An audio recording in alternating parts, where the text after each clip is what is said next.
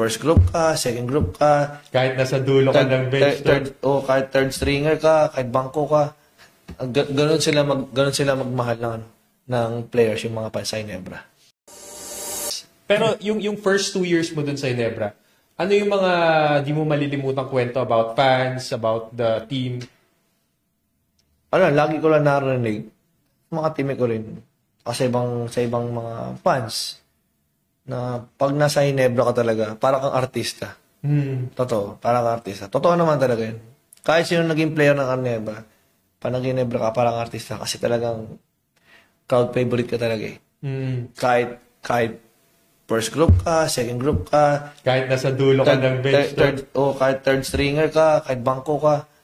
Ganun sila magmahal ng players, yung mga fans sa Ginebra. So, meron bang mga indecent proposals sa mga fans?